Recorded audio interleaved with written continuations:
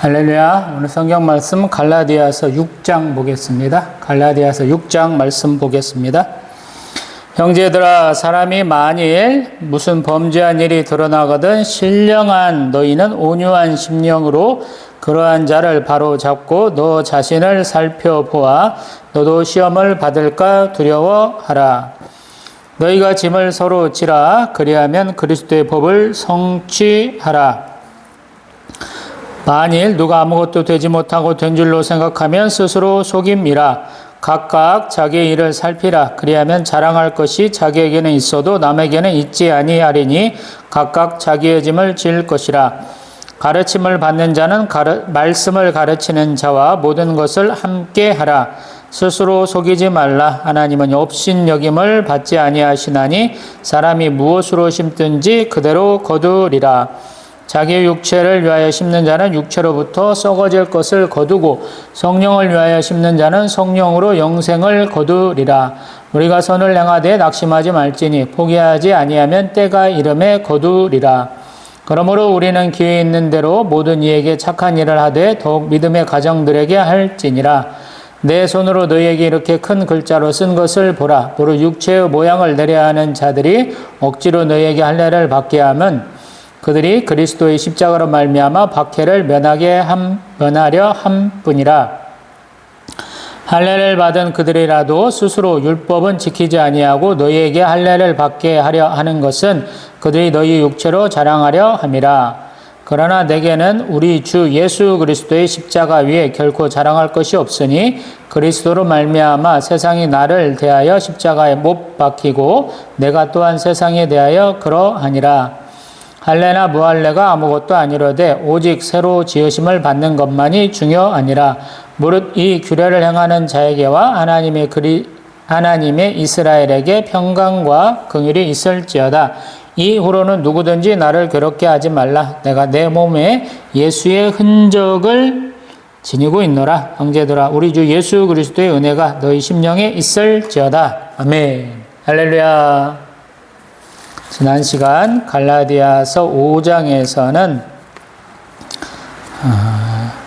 우리 지금 보고 있는 6장에서 나오지만 5장 6절에서 그리스도 예수 안에서는 할례나 무할례나 효력이 없으되 사랑으로서 역사하는 믿음뿐이니라. 그래서 그리스도인이 무엇을 중점적으로 봐야 되느냐라는 문제 얘기했고요. 또 그러한 자유를 가지고 육체적으로 향락에 빠지면 안 된다. 그래서 육체의 일에 대한 것들, 또 성령의 열매에 대한 부분들을 얘기를 했었어요. 그리고 또한 서로에게 어떻게 돼야 되느냐. 그래서 5장 25절에는 성령으로 행하라. 그리고 헛된 영광 구해가지고 서로 노엽게 하거나 서로 투기하지 말라. 그래서 형제간에 잘 지내야 돼. 이 말씀을 해주고 있죠. 그러고 나서 6장에 오니까 형제는 어떤 사람이냐라는 거. 짐을 같이 지는 사람, 이렇게 표현을 하는 것 같아요. 그래서 첫 번째, 우리가 범죄한 일이 있으면 어떻게 하겠느냐? 형제에게 육체의 일이 나타났어요. 음행, 더러운 것, 호색, 우상숭배, 주술, 원수 맺는 것, 분쟁, 시기와 분냄, 당 짓는 것과 분열함과 이단과 투기와 술 취함과 방탕함 같은 것이 나타나면 어떻게 할까요? 라는 거. 그 육체의 사람이니까 끊어야 돼서 팍 끊을 수도 있지만 먼저 바로 잡아라 라는 거예요. 어떤 마음으로? 신령한 너희는 온유한 심령으로 그러한 자를 바로 잡아라 라는 거예요. 우리 엇나간 사람들은 막 강제로 끌고 오면 그게 잘 안 되죠. 그래서 온유한 심령으로 좀 달래가 봐 이런 얘기예요. 그러고 또한 상대방만 그렇게 볼 게 아니고 너를 좀 바로 잡아봐. 너를 살펴보아서 너도 그러한 시험 받을까 두려워하라 라는 거예요. 이런 일이 많잖아요. 우리도 신앙생활이 쭉 이렇게 순탄하게 가는 건 아니에요. 순풍에 돛 닿듯이 쭉쭉쭉쭉 나가지는 않잖아요. 그때 풍랑도 만나고 암초도 만나고 물도 떨어지고 식량도 떨어지고 할 때 어떻게 하게 되느냐라는 거예요. 또한 2절 너희의 짐을 서로 지라. 이 짐은 아마도 커다란 짐이겠죠. 그래서 그러한 짐들이 결국에는 5절에 보면 각자의 작은 짐으로 바뀐다라는 거예요.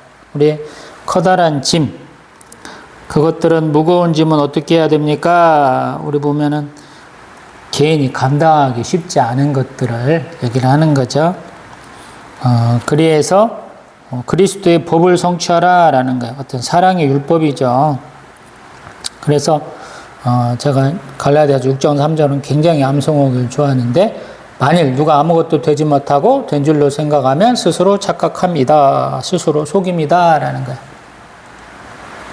우리 뭐만 하면 내가 뭐 된 것 같잖아요. 교회에서 직분들 받으면. 우리 평신도라면 장로 되면 끝난 것 같고 권사 되면 끝난 것 같잖아요. 근데 그거 별거 아니에요. 시작하는 거 일 잘하라고 주시는 직분이에요. 하나님이 최선 다하라고. 장로 권사쯤 되시면 공식 예배 다 드려야 돼. 공예배 다 드려야 돼. 새벽 예배, 수요 예배, 금요 예배, 주일 예배, 주일 오후 예배 다 드리라는 말씀이에요. 구역에서 열심을 다하라고 하시는 하나님이 주시는 직분이에요. 그것들 그냥 내가 일해갖고 받았어.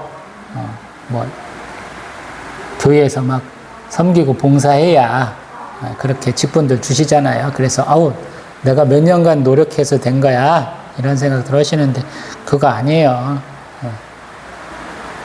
그거 된 게 아니에요. 아무것도 아니에요. 섬기라고 주시는 그냥 직분이에요. 다시 한번 읽어봅니다. 만일 누가 아무것도 되지 못하고 된 줄로 생각하면 스스로 속임이라는 거예요. 내가 스스로 속는 거예요. 되게 우리 교회 생활에서는 내가 열심을 내갖고 우리 사도 바울이 하는 것처럼 일하지 않는 자 먹지도 말라. 그래서 내가 일했으니까 내 싹 받는 거야. 이런 생각들 많이 하시는데 되게 은혜로 주시는 선물이에요. 축복이고. 그래서 가만히 보면 범죄하는 것이 짐이 되고 그것이 결국에는 눈속임도 되고 그러는데 우리 4절에 보면 각각 자기 일을 살펴라. 내가 먼저 하는 거예요. 할 수 있는 한도 내에서. 근데 내 것만 하는 게 아니에요. 상대방 것도 좀 밝혀주는 거예요. 대신 조금 져주는 거예요. 공동체가 할 일이에요. 그래서 예수님은 제자들에게 높은 자 되려고 하지 말고 순진해야 되고 또 섬기는 종이 돼야 된다고 우리 6월절 만찬에서 발도 시켜줬죠. 그게 종들이 하는 일이거든요. 그리고 베드로 사도는 아마 예수님하고 가장 멀리 떨어진 자리, 되게 디귿자 형태로 되어 열린 곳이 문간이에요. 문부터 가까우면 신분이 낮은 거예요. 지위가 낮은 거예요. 문부터 먼 곳에 있는 곳. 되게 그쪽이가 상석이거든요. 일자 테이블이 아니고 디귿자 형태의 만찬이라는 거 기억하시고요. 열린 곳이 문화에서 가까운 그곳이 아마도 젤로 말석이다라는 거 생각하시고요. 그래서 베드로 사도는 내 발 씻길 필요 없어요 라고 말씀하시는지도 몰라요. 예수님 말씀을 들었고 이렇게 행하려고 하시는 부분들이 좀 있죠. 6절에 보면 가르침을 받는 자는 말씀을 가르치는 자와 모든 좋은 것을 함께 하라라는 거. 제자면 스승과 좀 함께 하라라는 뜻이고요. 또 하나님은 업신여김을 받지 않으신다라는 거예요. 이게 앞에서는 활짝 웃고 뒤에서는 얼굴 찡그리고 욕하고 이런 게 안 된다는 거예요. 우리가 그렇게 사람의 눈치를 보게 되면 우리 8절처럼 자기 육체를 위하여 심는 거죠. 우리 선물 왜 줘요? 감사해서 드리기도 하지만 더 받으려고 하면 뇌물이 되죠. 그런 짓 하지 말라는 거예요. 육체의 것으로 하지 말라라는 거예요. 그래서 성령으로 심어라. 그래야 성령으로 영생을 거둔다라는 거예요. 육체로 썩을 것은 되게 죽음이다 그래요. 육적인 관계가 되게 그런 면이 많죠. 간담, 상조, 수어, 지교 이런 얘기 하는데 그냥 소설에서 하는 얘기죠. 9절 이렇게 넘어짐도 지어야 되고 또 권면도 해야 되고 성령으로 심으려면 굉장히 바쁘겠죠. 그리고 당장에 눈에 보이는 효과가 적겠죠. 예전 같으면 우리가 급행료라고 불렀잖아요. 뇌물을 줄 때. 대한민국 사회도 아직도 지하 경제가 굉장히 많이 돌아가는 것처럼 얘기하잖아요. 뇌물 받고 뭐 사기치고 그러는 것에 대한 우리의 그 형량이 너무 적잖아요. 뭐 사람들한테 경제적 피해를 주면 똑같이 다른 것과 같이 가중처벌이 좀 돼야 되는데 수많은 사람들이 피해 줘가지고 자살하고 죽고 또 경제적으로 파산한데도 불구하고 그 사람들에 대한 처벌이 적잖아요. 그래서 우리나라 사법 체계가 흔들리고 있잖아요. 그런 것에 지지 말라는 거예요. 9절. 남의 짐도 지고 나도 돌아보고 또 나를 가르쳐준 분에게 또 선대하고 성령으로 심고 그러면 좀 늦겠잖아요. 그래서 9절. 우리가 선을 행하되 낙심하지 말지니 포기하지 아니하면 때가 이름에 거두리라. 아멘. 우리가 좋은 것으로 심으면 관리를 더 잘해야 돼요. 과실나무 우리 성경에 보면 한 3년을 열심히 키워야 되죠. 첫 번째 과실은 되게 하나님께 드리는 거예요. 내가 바로 못 먹어요 또. 그래서 기다려야 돼요. 그러면 이렇게 처음 읽은 것보다 관리를 더 잘하면 그것들이 해거리를 좀 하지만 좋은 열매 얻을 수 있다 이 말씀이에요. 우리는 되게 인내를 여기 지금 가만히 보면 성령의 열매쯤으로 열리거든요. 사랑과 희락과 화평과 오래 참음, 인내잖아요. 자비와 양선과 충성과 온유의 절제. 그래서 성령의 열매로만 알아요. 근데 성령 받는 자세이기도 해요. 사도 바울은 예수님과 같이 공생의 기간 안 지냈잖아요. 같이 배고프고 같이 춥고 같이 비 맞고 이런 일이 없잖아요. 예수님 동가식 서가수고 하셨죠. 방랑생활 하셨으니까.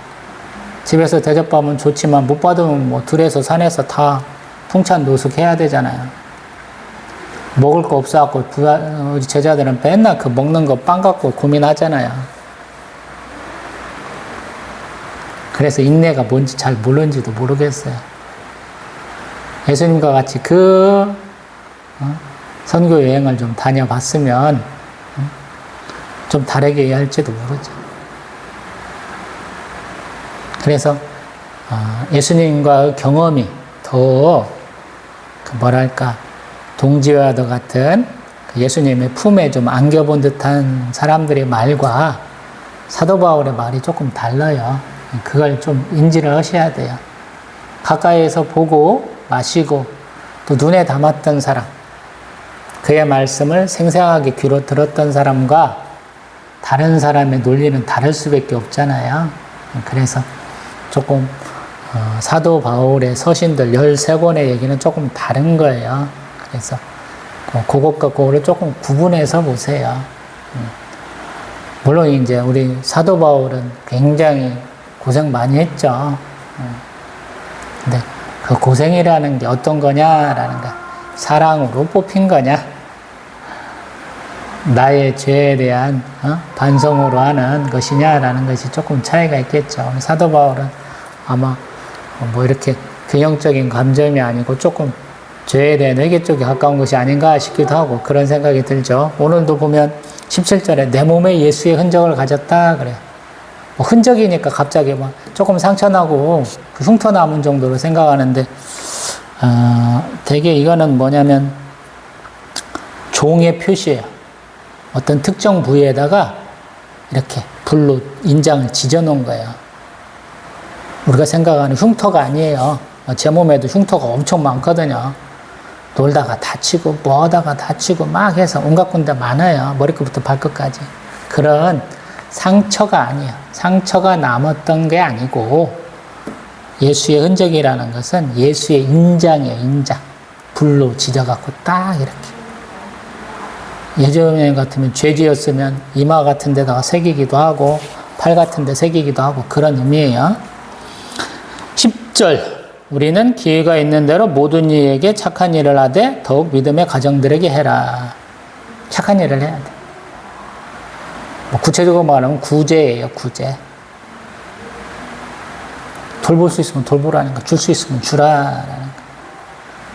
이런 거 잘 하시는 분이 복 많이 받죠. 뭐 이런 분들 많잖아요. 저희 어머니도 그러셨던 것 같아요. 생전에 어머니 기억나는 게 동네에서 물건 팔러 오신 분들 있잖아요. 머리에 이고 오시는 분들, 보따리상 같은 분들. 참 근데 웬만하지 못 사주잖아요. 그러면 우리 집 가라고 그래요. 오시면 어머니가 사주실 때도 있고 아닐 때도 있고 그래요. 근데 밥 좀 주세요. 그렇게 하거든요. 그러면 이제 다른 사람들은 찬밥 있으면 찬밥 좀 주세요. 그러는데 저희 어머니는 꼭 밥 해줬던 것 같아. 제가 기억이 잘못됐는가 모르겠지만 뭐 새로 반찬하고 막 이러시는 분은 아니야. 저희 어머니가 솜씨가 좋으신 분은 아니기 때문에 밥은 따뜻한 밥 드렸던 것 같아요. 예전에 뭐 전기밥통 뭐 이렇게 보편화되지도 않은 땐 때고 그랬을 때 보면 불이 나게 어머니가 그 아궁이에다가 불 지펴가지고 밥 해줬었던 기억이 나거든요. 아마 그래서 그런지 제가 전혀 안 모르는 사람들한테 식사 대접을 제법 많이 받은 것 같아요. 그냥 원격결에 따라가서 받기도 하고 제가 이렇게 차에다 싣고 다니면서 장사들 했잖아요. 그러면 뭐 물건 팔아서 그런지도 모르겠지만 낯선 사람인데 와가지고 식사는 했어? 그래서 밥 못 먹었어요. 그럼 밥 먹으러 가자 이런 경우가 몇 차례 있더라고요. 뜨거운 여름날 같으면 애들한테 아이스크림 하나 사줄 때 아저씨도 하나 드세요 하나씩 주고 하는 경우도 있고. 자, 제가 잘한 게 아니고 어머니 아버지가 참 그렇게 베풀고 사셔서 나도 이렇게 얻어먹는갑다 이 생각을 그때 저도 한 번씩 했거든요. 우리도 맞는 사람도 마찬가지. 누가 나한테 잘했어 그러면 그거를 갚으면 선물이잖아요. 저는 그렇게 하지 말고 내가 받을 일 없는 사람한테 하라고 그래. 선순환 시키라고. 참 같은 교인들끼리 서로 교제하고 섬기는 거 참 좋은데 전혀 다른 사람들한테도 많이 하세요. 교회 전혀 안 올 것 같은 사람 그런 사람들한테 잘 베푸고 사세요. 감사하잖아요. 그런 사람들. 저는 이렇게 꽃장 사러 갈 때 가끔씩 보면은 꼭 신호등 앞에서 이렇게 껌 같은 거 파시는 분들이 있잖아요. 근데 저는 참 이상하게 제가 그 맨 앞에 있어가지고 얼굴을 맞이할 때가 있더라고요. 1,000원이잖아요. 껌 뭐 돈 얼마나 줘봐야 얼마나 남기시겠어요. 그래서 하나씩 사면 그날 장사가 참 잘 돼. 감사하더라고요. 저는 안 오나? 그래요. 오늘 1,000원 주고 오늘 장사 더 잘했으면 좋겠어. 이런 날이 많았어요. 어떤 면에서 보면 사도 바울은 가난한 사람들이 너무 많기 때문에 그런 것 같아요. 더 베풀으라고. 이런 분도 있잖아요. 이렇게 베풀고 좋은 선물 받은 사람. 도르가. 다비다라고 하는 분은 과부들에게 옷도 지어주고 그래서 바울 사도 베드로 사도 불러갖고 부탁하니까 베드로 사도가 기도해갖고 그분 살리셨잖아요. 평상시 잘해갖고 자기에게 얼마나 인생을 더 보장받았던 사람도 있다라는 거. 잘하라는 거야. 믿음의 사람들한테 잘하고 전도 못하면 베풀기라도 하고 제가 못하니까 더 말씀드려보는 건지도 모르겠어요. 또 11절 큰 글자로 썼다 무슨 말인지 모르겠어요. 나 눈이 안 보여서 큰 글자로 쓴다 이런 표현 같기도 하고 내가 서명은 크게 해줄게 이런 것 같기도 하고 아니면 힘있게 썼어 이런 표현 같기도 하고 아마 갈라디아서는 특별하게 사도 바울이 큰 글자로 쓴 것 같아요. 시력이 안 좋으니까 아마 큰 글자로. 우리가 10포인트로 하면 너무 작잖아요. 인간적으로. 저도 투잡 뛰려고 이력서 내볼 때 보면 한 12, 13으로 해주거든요. 조금 키워가지고. 안 보일까봐. 여기도 그런 면 같아요. 큰 글자.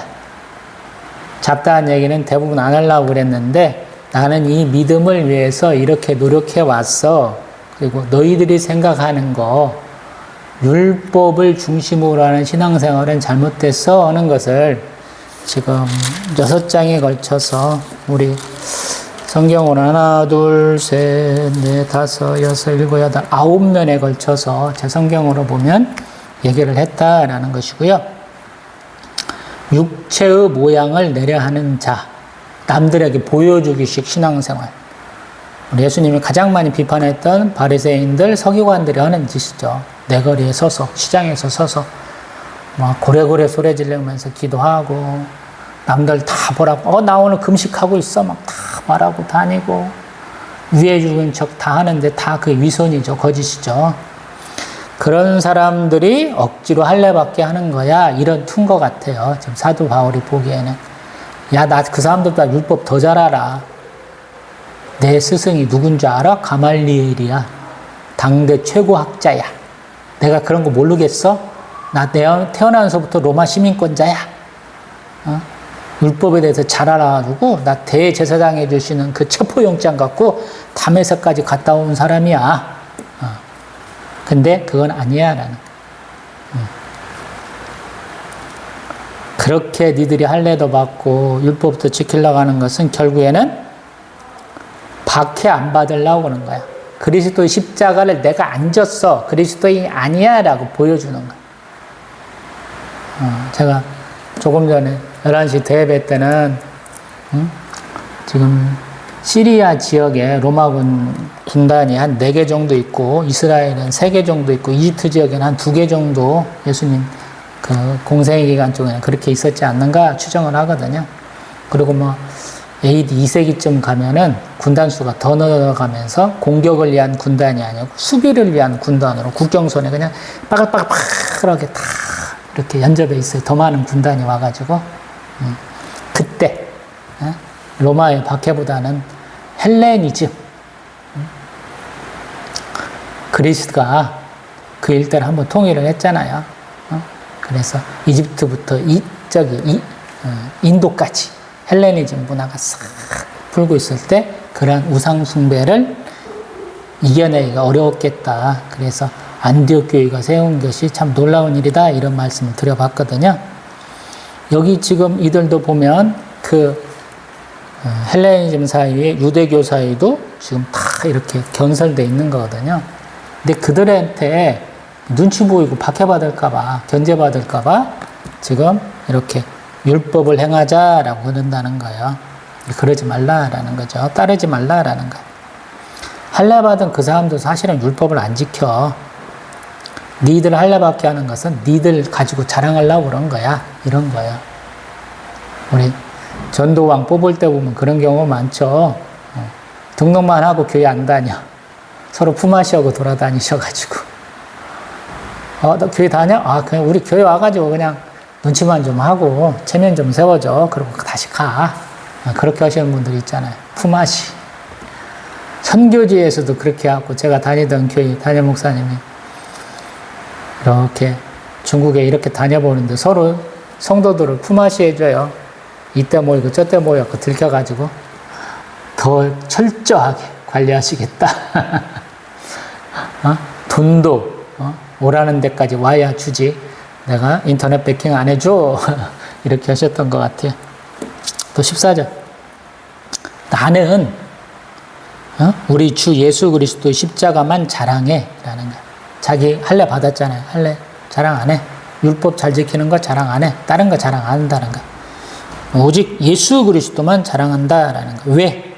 내가 그리스도로 말미암아 세상이 나를 대하여 십자가에 못 박히고 내가 또한 세상에 대하여 그러하다라는 거야. 서로가 그냥 딱 정죄해서 끝났어요. 서로 원수야. 어떤 면에서 보면. 그래서 서로 부끄럽기도 하고 그냥 완전하게 단절됐어요. 세상과 나는 딱 단절됐어. 이런 표현인지도 모르겠어요. 십자가에 못 박았다는 건 뭐야? 정죄해갖고 죽였다는 거잖아요. 세상 사람들이 너 그리스도이냐? 딱 너네 세상이야? 딱 이렇게 됐다는 것 같아요. 그래서 서로가 서로를 죽였어요. 철철이 원수야. 따를 필요 없다는 거. 15절 할례 뭐 할례 우리 따질 필요 없다. 결국에는 새로 지으심 받는 것이 중요하다. 우리 중생이 중요하다는 거. 새로 태어나는 거예요, 우리가. 예수를 믿으면. 이제 율법 아래에 있는 사람이 아니에요. 예수를 믿는 자예요.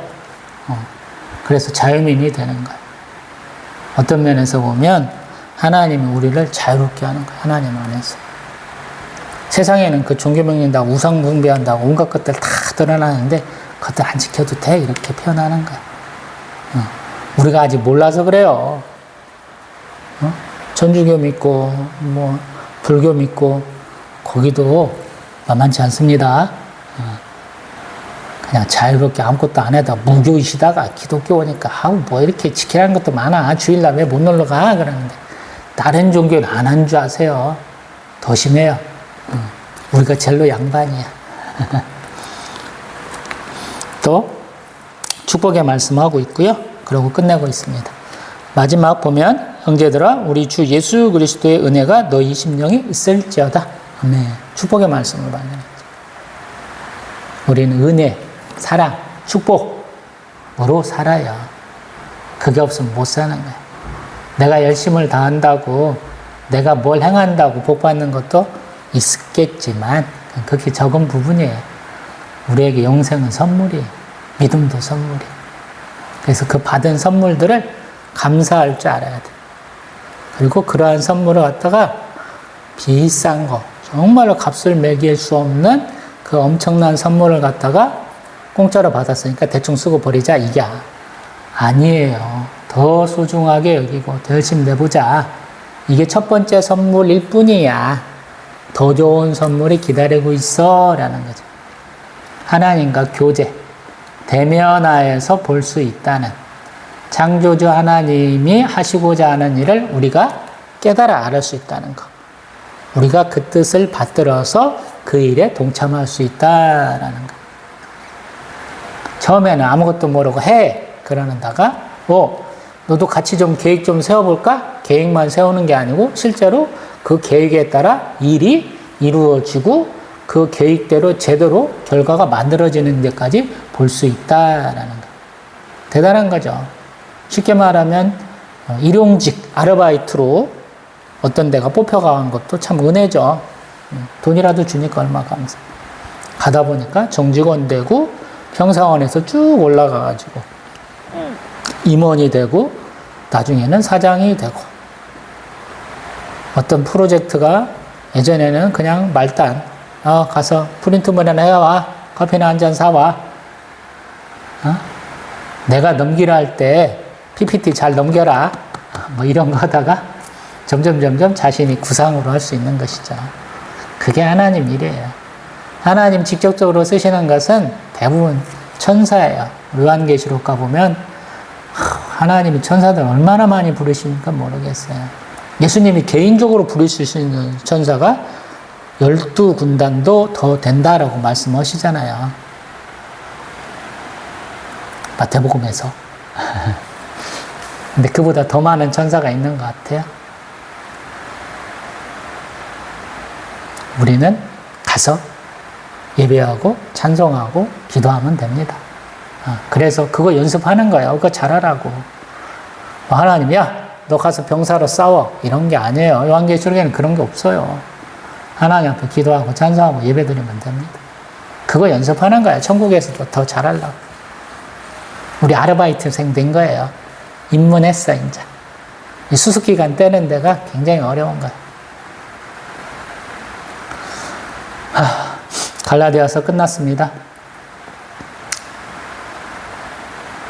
어렵고 힘들고 처음이라 참 더 사랑이 많았어요. 그 갈라디아 교회가 자기가 저는 복음과는 전혀 다른 것들 믿고 따르고 남들이 와서 막 흔들어대니까 막 갈팡질팡하는 모습을 보면서 지금 예수님 잘 믿어야 돼.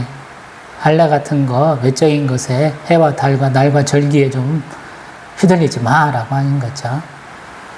신앙생활의 핵심은 항상 믿음이에요. 그리고 그 믿음에서 나오는 행동들을 자연스럽게 하는 거죠. 일단은 주일 예배 잘 드려야 되고요. 성경 말씀 읽고 기도하고 묵상하고 찬송도 할 수 있어야 되고 우리가 잘 아는 주기도문, 사도신경 정도의 신앙 고백은 기본적으로 해야 돼요. 조금 더 나아간다면 전도하고 교제할 수 있다면 더 좋겠죠. 근데 이게 기본이에요. 기본기가 완벽하게 닦였을 때 하나님이 더 큰 일 맡기시거든요. 거기까지 나아가기를 소망합니다. 또 뵙겠습니다.